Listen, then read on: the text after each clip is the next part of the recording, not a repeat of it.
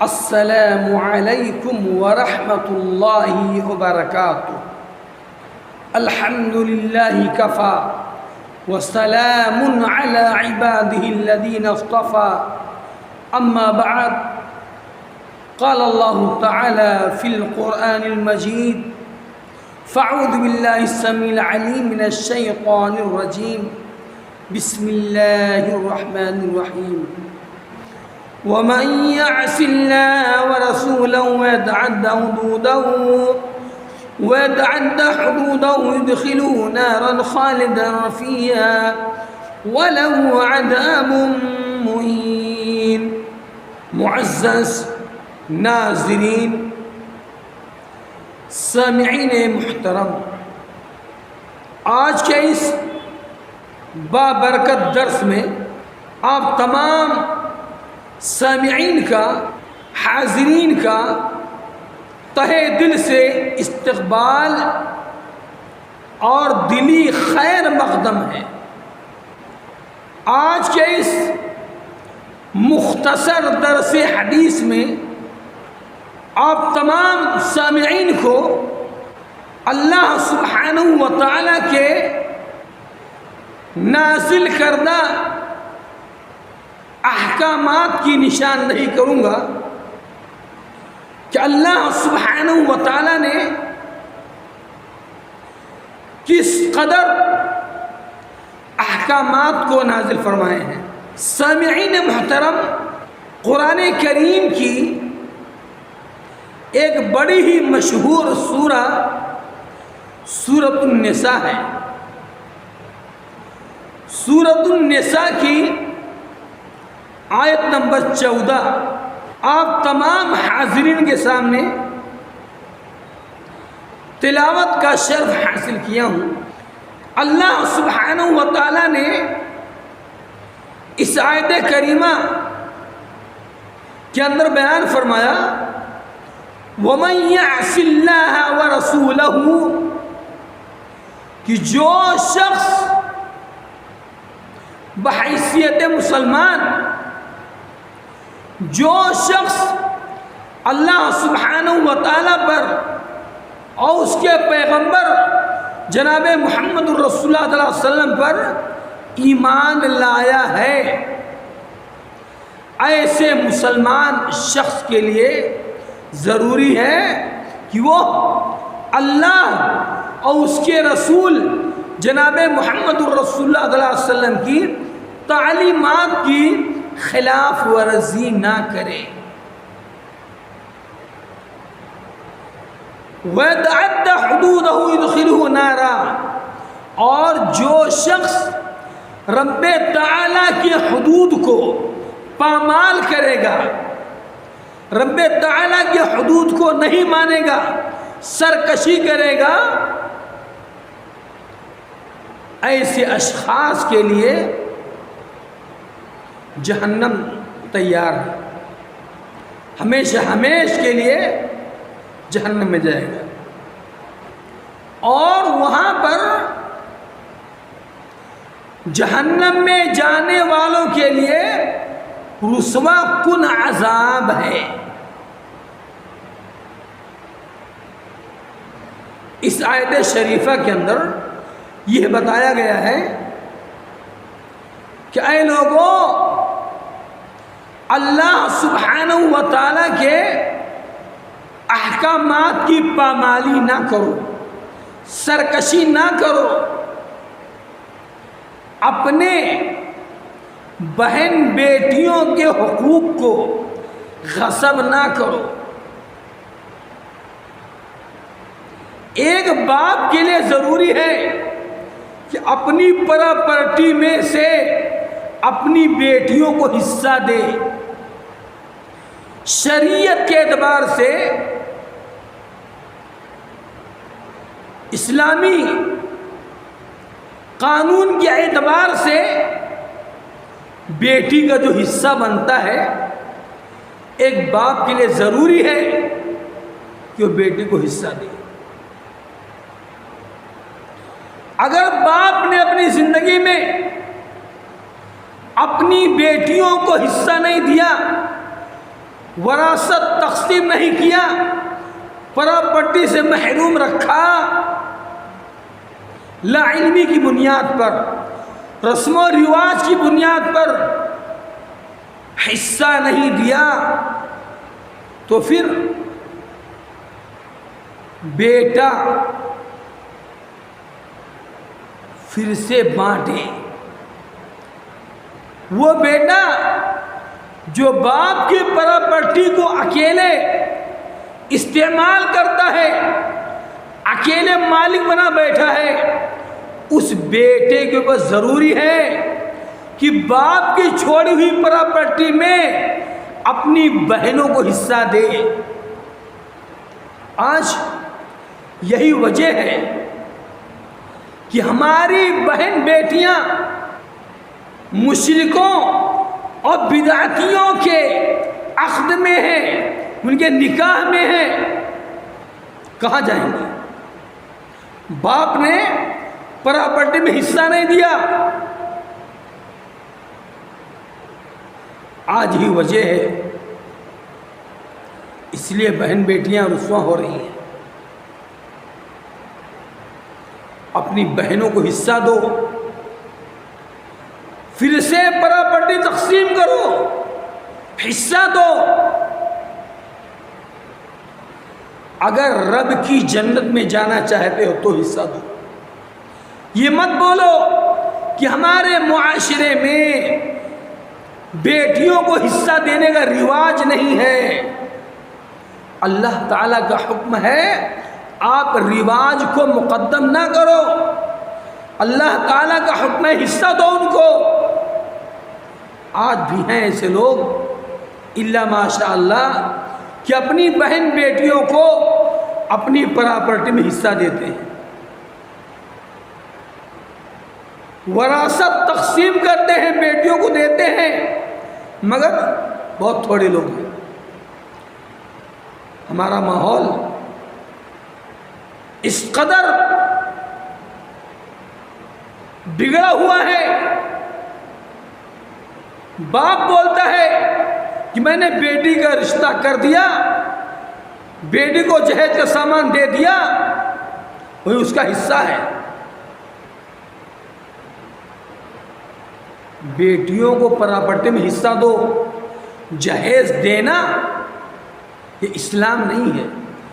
اپنی پراپرٹی میں، اپنی ذاتی ملکیت میں، اپنی کمائی ہوئی پراپرٹی میں اپنی بیٹیوں کو حصہ دو، یہ اسلام ہی ہے۔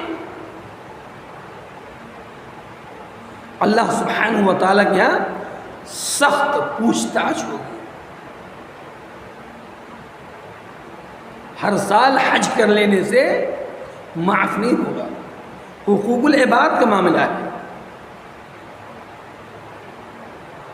آپ بہت زیادہ انفاق فی سبیل اللہ کرتے ہیں، اللہ کے راستے میں خرچ کرتے ہیں، مگر اپنی بیٹیوں کو حصہ نہیں دیتے ہیں۔ اللہ سبحانہ و تعالیٰ کے یہاں قابل گرفت ہیں آپ۔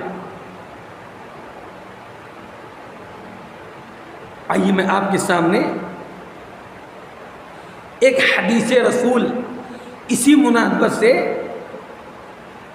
پیش کر دوں۔ وعن ابی ثعلبۃ الخشنی جرثوم ابن ناشر رضی اللہ تعالی عنہ ان رسول اللہ صلی اللہ علیہ وسلم قال ان اللہ تعالی فرض فرائض لا تضيعوها وحد حدودا فلا تعتدوها وحرم أشياء فلا تنكحوها وسكت عن أشياء رحمة لكم غير نسيان فلا تبحثوا عنها حديث حسن رواه دارقطنی وغیرہ۔ حضرت ابو ثعلبہ خشنی جرثوم ابن ناشر رضی اللہ تعالیٰ عنہ راوی حدیث ہیں، فرماتے ہیں کہ پیغمبر اسلام جناب محمد الرسول اللہ صلی اللہ علیہ وسلم ارشاد فرماتے ہیں اللہ تعالیٰ نے کئی چیزیں فرض کی ہیں ان کو ضائع نہ کرو، یعنی فرض پہ عمل کرو، اپنی زندگی میں ڈھال لو اللہ کے احکامات کو۔ وحد حدودا فلا تعتدوها، اور رب تعالیٰ کی حدود کو پامال نہ کرو، نہ شکری نہ کرو، حد سے زیادہ تجاوز نہ کرو۔ وحرم اشیاء، حرام شے کا ارتکاب کر کے حرمت کو نہ توڑو، مطلب جن چیزوں کو اللہ سبحانہ و تعالیٰ نے حرام کیا ہے ان حرام چیزوں کو کھا کر کے اس کو حلال کرنے کی کوشش نہ کرو۔ پوری دنیا نشے والی چیز، تمباکو، گٹکھا، سگریٹ، بیڑی، چلم، حکا، تمام اس طرح دے جو چیزیں حرام ہیں جس سے انسان کا دماغ خراب ہو جائے، عقل جاتی رہے، لوگ استعمال کرتے ہیں، تو لوگوں کے استعمال کرنے سے وہ حلال نہیں ہو سکتی۔ اللہ کے حرام کردہ چیزوں کا ارتکاب کر کے رب تعالیٰ کی حرمت کو مت توڑو۔ یہ اللہ سبحانہ و تعالیٰ کا احکام، اللہ سبحانہ و تعالیٰ کا پیغام ہے۔ بہت سی چیزوں سے تم پر مہربانی کرتے ہوئے رب تعالیٰ نے خاموشی اختیار کی ہے۔ فلا تبحثوا عنها، مت کرے دو، ایسا مت کرو۔ اس حدیث کو محدثین نے حسن درجے کی روایت کہا ہے، اور امام دارقطنی رحمۃ اللہ علیہ نے اس کو اپنی سنن کے اندر بیان فرمائے ہیں۔ اس حدیث کے اوپر غور کیا جائے، تدبر سے کام لیا جائے تو اللہ سبحانہ و تعالیٰ کی بے شمار اس کے احسانات ہیں۔ اے لوگو، اللہ کی حرام کردہ چیزوں کو حرام سمجھو، استعمال میں نہ لاؤ، اس کو کھانے پینے میں نہ لاؤ۔ تمہارے کھانے پینے سے اللہ سبحانہ و تعالیٰ کی حرام کردہ شے وہ حلال نہیں ہو سکتی۔ اس لیے رب کی حرمت کو مت توڑو، حد سے تجاوز نہ کرو۔ جو سابقہ قومیں گزر چکی ہیں وہ لوگ بھی حد سے تجاوز کر رہے تھے کہ جب اگلی امتوں نے حد سے زیادہ سرکشی ہو گیا، لنگور کوئی بندر بن گیا۔ اس لیے اپنی بہن بیٹیوں کو اپنی پراپرٹی میں حصہ دو، انہیں قلاش محتاج نہ بناؤ، ورنہ اللہ عز و جل کے ہاں سخت باز پرس ہوگی۔ آپ ہر سال حج پہ جائیں، عمرہ کرنے جائیں، اگر آپ نے حقوق العباد کے اندر کمی کی ہے، بہن بیٹیوں کو حصہ نہیں دیا ہے، تو آپ اللہ سبحانہ و تعالیٰ کے یہاں قابل گرفت ہیں۔ لہذا احادیث کی روشنی میں ہم سب کو اپنا اپنا جائزہ لینا چاہیے۔ کسی کے حقوق کو غصب نہ کرو، کسی کے مراتب کو چھین کر کے کسی اور کے حوالے نہ کرو، کسی کے ساتھ ناانصافی نہ کرو۔ اگر اللہ سبحانہ و تعالیٰ نے آپ کو اہل بنایا ہے تو سب کے ساتھ انصاف سے کام لو، ایسے لوگوں کو اللہ سبحانہ و تعالیٰ پسند فرماتے ہیں۔ حرام اشیاء سے، حرام کاموں سے، حرام افعال سے اپنے آپ کو بچا لو۔ نماز نہیں پڑھتے، کچھ لوگ پڑھتے ہیں تو 4 وقت کی نماز پڑھتے ہیں اور فجر میں سوتے ہیں۔ شیطان پیشاب کر کے جاتا کان میں، تو سو رہا وقت سحر، سجدے سے ہو کر بے خبر، کانوں میں تیرے موت کر شیطان گیا اے بے نماز۔ 4 وقت کی نماز پڑھنے والوں کا یہ انجام ہے۔ فویل للمصلین، ہلاکت ہے، تباہی ہے نمازیوں کے لیے۔ الذین هم عن صلاتهم ساہون، وہ نمازی جو سستی سے کام لیتے ہیں، نماز میں تاخیر سے آتے ہیں، جماعت کا اہتمام نہیں کرتے۔ بہت ساری باتیں ہیں۔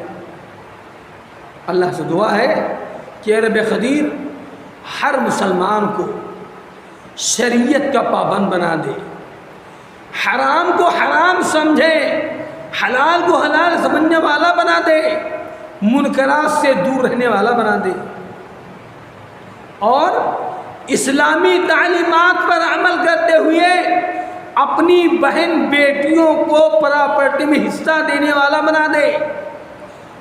حق تلفی سے اللہ ہم سب کو محفوظ رکھ، ایک دوسرے کے حقوق کی پاسداری کرنے والا بنا دے۔ آمین۔ وآخر دعوانا ان الحمد للہ رب العالمین، والسلام علیکم ورحمۃ اللہ وبرکاتہ۔